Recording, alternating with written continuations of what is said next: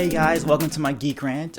So Comic-Con has come and gone, Comic-Con 2014. We got a lot of news. We have the news about the Asajj Ventress novel with Quinlan Vos, and we just got announcement of the comic books that are going to be coming out for Star Wars. The series is going to be called Star Wars, like just Star Wars, and it's going to take place between episodes 4 and episodes 5, so that's A New Hope and Empire Strikes Back. They say the series is going to take place just after A New Hope, right after the destruction of the Death Star, and we're going to see how everyone picks up from there. So they're going to be doing 3 series within this whole overarching Star Wars series. First is just going to simply be called Star Wars, which is going to follow Luke, Leia, Han, Chewie, 3PO, R2-D2, the Rebels, Empire. It's basically going to be an overarching thing. The second one is going to be a little bit more honed in, and this one's going to be called Star Wars Darth Vader, which is going to, follow him, and it's going to be an ongoing series. It's going to be indefinitely going on. And then the next one's going to be Star Wars Leia, which is going to be an arc. It's going to be a defined 5-issue series, and that's going to just be it. So first we have Star Wars, which again I said is going to be an overarching story of the Rebels and the Empire between A New Hope and Empire Strikes Back.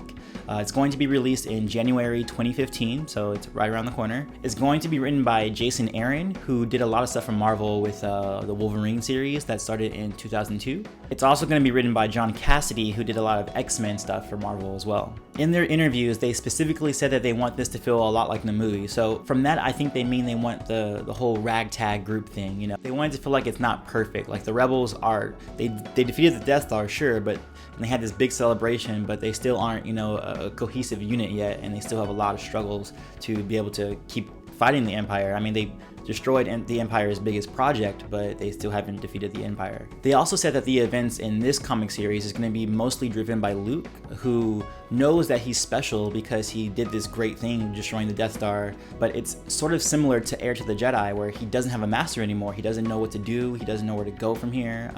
He's trying to find his spot in the Rebel Alliance. He just joined up and he did this great thing, and he's supposed to be this Jedi, and he's like the last of the Jedi, and there's all these things that they're going to cover within that scope. And of course he has Darth Vader on his back, who's trying to find out who this kid is. Also, they said they're going to be following Han Solo a lot, which I think is actually pretty cool, because I never particularly liked Han Solo. I mean, I liked him, but I never felt attached to Han, because Luke was definitely my character. He was, the dweeb from Tatooine who was this farm boy, and then he gets to go do this big adventure. Han, he's always been the cool guy with like the swagger and all that, but it's like I couldn't relate to that. But what they're saying in this comic is that they're going to say that he's going to have a struggle with, is he a part of this Rebel Alliance? Is he still like this smuggler who's like about his own thing?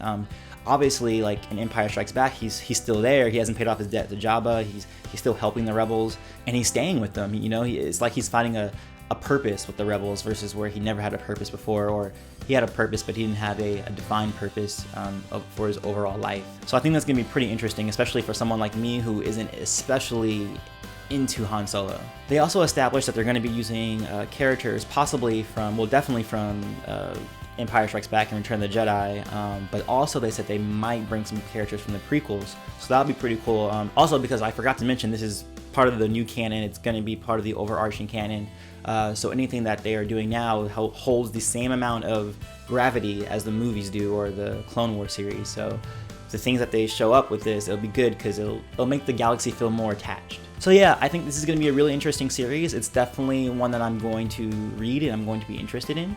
I especially like their focus on Han and Luke. Han in particular, because I feel like I should get to know him a little bit more. I don't want to think of him as just like the swashbuckler. It'd be good to see him struggling with an inner conflict of the Rebels, or should he be a smuggler. So the next series is going to be called Star Wars Darth Vader, which is going to be released in February 2015. So these are going to be released like month after month, like after each other. So that's really cool. It's recurring. It's going to be quick. The 2 writers of the series are going to be Kieran Gillen and Salvador Laorca, who they've done Marvel stuff before, but they've done like a hodgepodge. Like they've done X-Men, they do Wolverine, they've done like Spider-Man, they've done like a bunch of stuff together. So they don't have one thing that I could see that they've done, but they've done like a bunch. So basically the way they established it is that this again takes place right after the destruction of the Death Star, and basically the Emperor is pissed, especially because Vader, he's not completely responsible for the destruction of the Death Star, but he had some hand in it. I mean, he let the Rebels escape to get back to Yavin 4.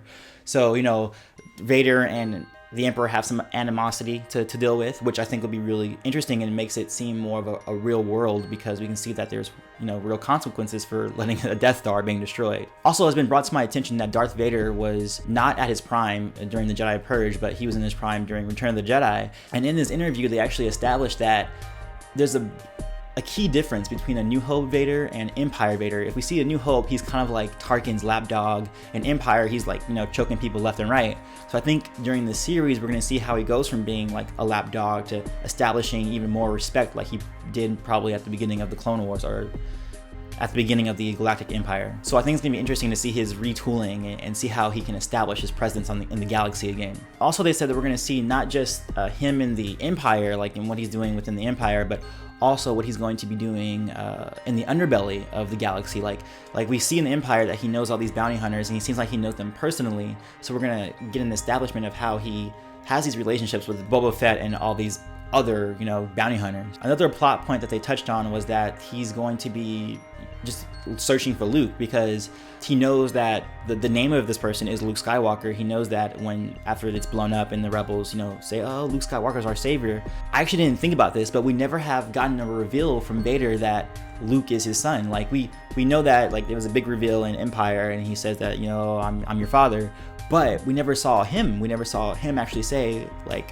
whoa, that's my son, that's a Skywalker. Like, and we don't see him really deal with that. So I think that would be really cool to see in this comic series, to see how he deals with the revelation that Luke is out there and he's alive and that he has a son. But by that same token, it also establishes that Sidious lied to him 20 years ago when he said that he killed his babies when he killed Padme and choked her out and all that stuff. So that's going to be another, you know, contention right there. I mean, Sith always have animosity towards each other, but just the fact that, you know, Vader's going to find out that Luke's alive and that Sidious lied about it in the first place, that can cause some trouble as well. So yeah, I'm very, very interested in this series. Probably that's the series that I'm looking forward to the most. All right, so the next one is called Star Wars Leia, which is going to be released in March 2015. This one's going to be written by Mark Waid and Terry Dodson, who are DC and Marvel writers. They have like, you know, a hodgepodge of works from them, so I didn't have anything that was like established. And also, I don't really know any of these comic book writers because I don't usually read comic books outside of Star Wars, so I'm not really familiar. They could be really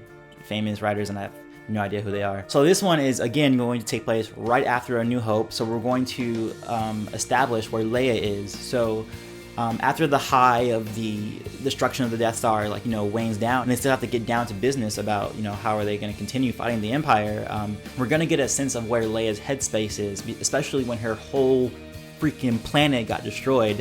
We never really see that in the movies, never saw it in A New Hope, nor have we saw it in Empire, her remorse for her whole culture just being obliterated from the galaxy. So they said in the comic they're going to establish that. They're going to actually have some grieving period for her, and also showing her moving up into her princess status. You know, she's trying to band these rebels together to continue fighting the Empire. Also, they said there's going to be some stuff with Han and Luke, like her relationship with them, which I think is kind of weird. I mean, like, she doesn't know that Luke's her brother, and I know in Empire they have the whole smooching session, but I mean, if they're gonna do a love triangle, I guess they gotta do it. That she has no idea that's her brother. So this one I'm probably least interested in. Also because they don't have any women writers. It seems like all the writers that I listed so far were male centric, and I think Leia would be the best one for that. Like, just to have a woman writer on board, you know, just to give that woman's touch. Because I've heard from my female friends that when they see a guy write for a girl, they can always sense it. They can tell it's a guy writing for a girl versus like a girl who they know like is in their headspace. So I'm not sure how well that's going to work, especially for a series that's going to be about like one of the best women in the Star Wars universe. So that's it. If I were to rank all of these, I would definitely say the Darth Vader one is my favorite, just like Lords of the Sith. I'm like, maybe I'm just a Sith fanboy, but you know, whatever. And then second will be Star Wars, the overarching series, which includes Han, Leia, Luke, 3PO, R2-D2, werewolves, Empire, all that stuff. It's my second favorite. And then it would be the Leia comic. Now again, just like with Tarkin, it's not that I don't like the Leia concept, but I think that it's probably the one that's going to be the least compelling of all the three. But that's it. Yeah, it's going to be really exciting. I just wanted to touch up on that because Comic-Con just passed and I wanted to make a video about my thoughts on it. And yeah, I'm excited. It's very, very exciting to be a Star Wars fan. All right, guys. See you later. Peace, love, and may the force be with you. Always.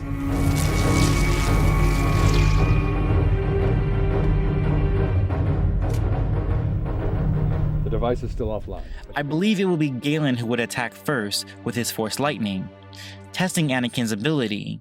Of course, Skywalker would deflect the lightning easily, charging his way towards Starkiller. PS2 and the PS3, and it was like a big breakthrough because there was like destructible stuff that you can do and stuff like that. Just kind of cool like that. Like that tree totally just got sliced.